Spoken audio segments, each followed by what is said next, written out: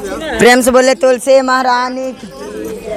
के मोरा तुलसी जरो पाले अकेरे परती पालन कैलन है आहे तुलसी के रे बैरिनिया नजरी लगाए लन तुलसिया मोर सूख गेलन है आहे तुलसी के रे बैरिनिया नजरी लगाए लन तुलसिया मोरा सूख के मोरा तुलसी जरो पाल के रे परती पालन कैलन है आहे तुलसी के रे बैरिनिया नजरी लगाए लन तुलसिया मोरा सूख गेलन है आहे तुलसी के रे बैरिनिया नजरी लगाए लन तुलसिया मोर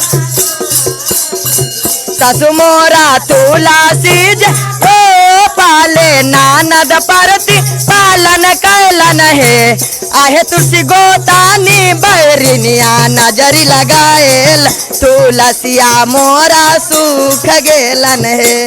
आहे तुलसी गोतानी बैरिनिया नजरी लगाएलन तुलसिया मोर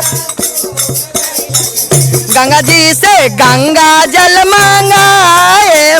तुलसी पटाए वाहे गंगा जी से गंगा जल मांग तुलसी पटा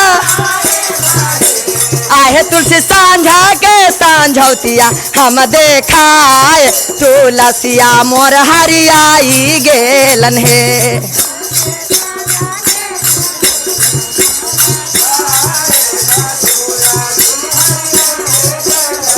सासु मोरा तुलसी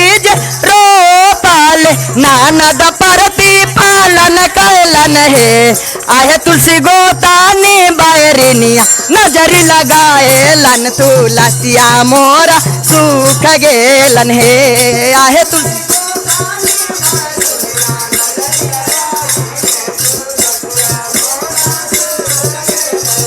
गंगा जी से गंगा जल मांगाए तुलसी पटाए बाहे आहे तुलसी सांझा के सांझौतिया हम देखाए तुलसिया मोर हरियाई गेलन है